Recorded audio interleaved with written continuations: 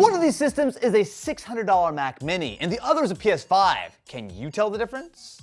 The idea here is pretty simple. We've gathered a bunch of people from the office to determine, can they tell the difference between the PS5 and the Mac Mini? My first impressions right now is just the color differences in between the two of them. The left one is noticeably darker. So play this one now. Okay, noticeable difference in movement. The hair does not look good, but like that's not why we play games, right? So the dynamic range on the left looks a little bit better. But again, I can't tell whether it's just because of gamma settings. I've been looking at this screen a little bit, and something about his hair is just choppier though. It's impressive that it's like rendering all that. I feel like this one is gonna be the Mac. I can tell in his hair, maybe it's just because I also have long hair. Uh-oh. When I'm walking up on this rock, I could see the particle effects happening further away. The weird thing is I feel like there shouldn't be a difference. I would say on Resident Evil, this one looks better. This is gonna be really bad because I don't play a lot of like high fidelity games. But I think just like looking at it, I would prefer the left one over here. I feel like the left one is a little smoother, but like it has a little bit more anti-aliasing, perhaps. This one on the right has a lot lower frame rate. I would say the resolution is maybe lower too. I would definitely say the one on the right is the PS5. Well, no, the lighting looks a lot better on this one, a lot brighter on this one. Like I can actually see what I'm doing better, which is nice. What is the point of this game? What do you do? So far, I think this one looks like it has better picture, I guess, but this one looks brighter with the lights. So this looks really smooth. I like the lighting on here a lot. Let me get him in the moonlight. See his skin tone. Oh, so edgy. Oh yeah, the reflections on the rocks look maybe not as bright. I want to say that this one's the regular PS5 because my assumption is that I think it would be more optimized than the Mac. I'll let you know after the second game. God damn it, Alex. All right, next up we have Death Stranding, which I will say the exact opposite of, well, I don't think either of them looks terrible or bad. I'm gonna say the one on the left looks a little bit better. This one might come down to preference a little bit. It's weird because the grass is greener on the right than it is on the left, but then like the backgrounds are more vibrant. I think I'm heading towards a cliff. Oh, okay. I see lots of little like tiny fish. Yeah, this just doesn't look as like crisp. I don't even see the fish. Like there were a lot more like fish on this side. That's how you notice these things. It's like the hair and it's the fish. The rain particle are more noticeable here, which feels like the opposite of what I was witnessing. Norman, stop cursing! The swimming feels clearer on the left. Oh goodness. Ah! I feel like I'm just gonna sit here and gaslight myself. Should the sky be blue when it's raining? I feel like no. If I was judging based off of like saturation or contrast, I would definitely say this one for sure. Does it have fall damage? Answer is yes. You can totally lay off of this. Like, I honestly wouldn't mind either or. No, I don't have any inventory. Can't drink my Monster Energy. The one on the left definitely has, it looks like a higher resolution. Yeah, I just feel like the frame rate on the left one is so much smoother than the one on the right. The one on the right definitely looks worse. I think it just matters whether or not you think that PS5 is worse than the Mac Mini. Can I die? I swear every time I look at one for longer, I'm like, oh, that one's way better. I don't know if it's because I'm in a different place or this one just looks way brighter and cooler. Ew, what is this? All right, we are in the baby carrying simulator. Oh yeah, you see some of the shine off the box. That's very nice. What about the one on the right? Obviously there's more gold on this box than the other one, but the sheen looks pretty much the same. There is a bit of color difference between these two pictures, but I would chalk that up more to the systems more than the actual display, since we did literally unbox these, I think, like a day or two ago. I would accept both of them. I do think the left is the PS5 and the right is the Mac Mini. Am I correct? Yes, you are correct. Woo! I don't know like necessarily if the Mac's gonna be more powerful than the PlayStation, but I feel like gaming is gonna be a lot more like optimized on the PlayStation. I feel like this is PlayStation, this is Mac. You are correct. Great. I feel like Death Stranding looks better on left, and Resident Evil, I don't know. I'm gonna go for PS5 being left. I don't know. Correct. Yes, okay, cool. I was like, I knew there was something up with them reflections. I'm gonna say PS5 here, I'm gonna say Mac Mini here, but it's a lot closer than I thought it would be in terms of like my guess. Like I thought it would be pretty certain. You are correct. Let's go. I would say the one on the left is the Mac Mini and the one on the right is the PS5. That's my official guess. You are incorrect. Oh, PS5 is on the no. left. Oh, Congratulations, you're the first one to get it wrong. I would think that the better one is actually the worst one, so now I'm going with the one that I think is the worst is the best, so the PS5. What? This one is the PS5, and that one's Mac Mini. Okay, you are correct. Yes! Oh, hell yeah, okay. No, I do think the one on the left is the PS5 for sure. In fact, you kind of see a little more in the grass, just like a hair. You are correct that the PS5 is on the left. Yes! My eyes have not deceived me. So with everyone else's guesses locked in, it is now my turn to give it a try. Hopefully I will also be able to get it right. If not, it's gonna be embarrassing. Okay. Well, my first thought is that the gamma is significantly higher on the system on the right. Quite high resolution here. A lot of detail on like the trees and the leaves here. Whatever the temporal anti-aliasing is on this side, his hair gets very blurry. You can kind of see it when like there's a little bit of like shimmering. I know that Resident Evil is a game that supports Apple's Metal FX upscaling, which is quite similar to something like DLSS. I do tend to think that the one on the left looks like it's sharper, but the fact that the gamma is a little bit brighter and this one kind of is messing with me a bit. There's also like a little bit more input lag on the one on the right. So first impressions, both look good, but the one on the left, I'm leaning toward this being PS5.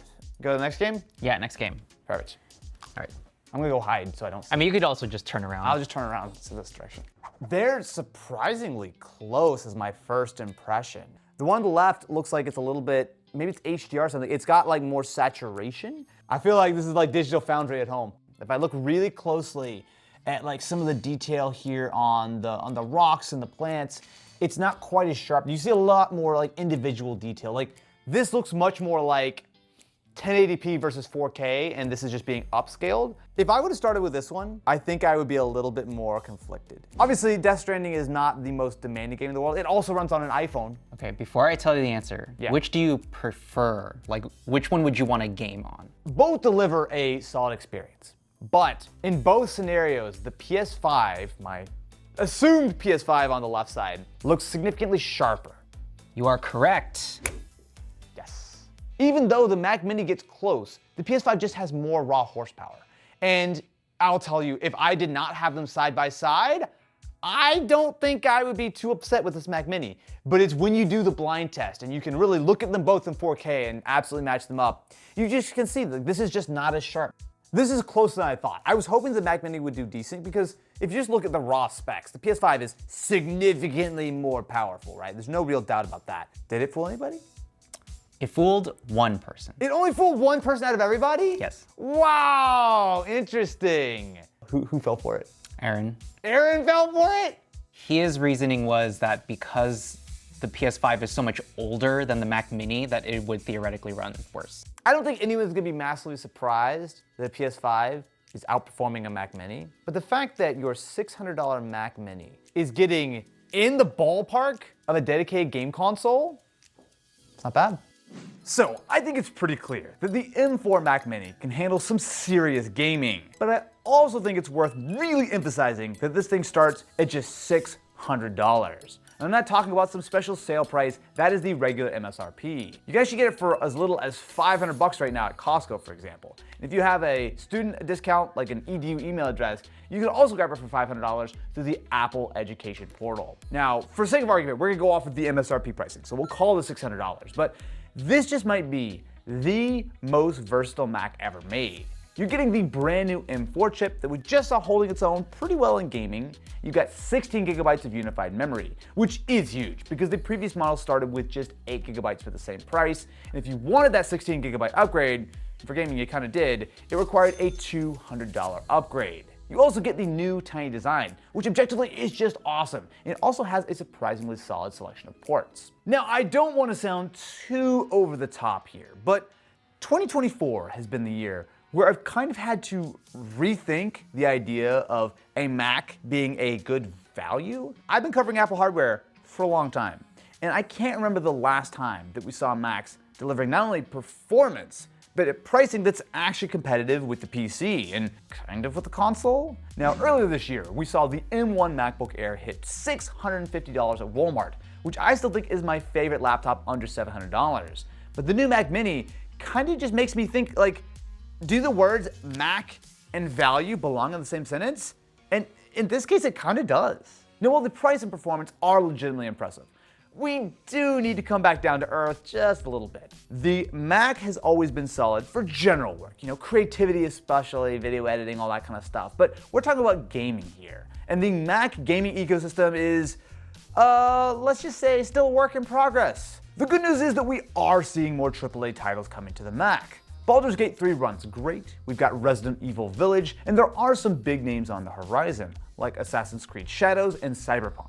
There is also a decent selection of games on Apple Arcade, but these tend to be more indie titles and honestly, a lot of iPhone games that just happen to be running on the Mac. They're nice, but maybe not worth $7 a month on their own. Outside of some of the big titles that Apple loves showing off at their keynotes, the selection of games that run natively on the Mac is still very limited compared to PC. That said, there is a really interesting tool that opens up things quite a bit. Apple's Game Porting Toolkit. Now, while this is technically meant for developers to just quickly test their games on Mac, there's nothing stopping regular people from just using it straight up. There's actually a pretty vibrant community that's figured out how to get a surprising number of games up and running on the Mac.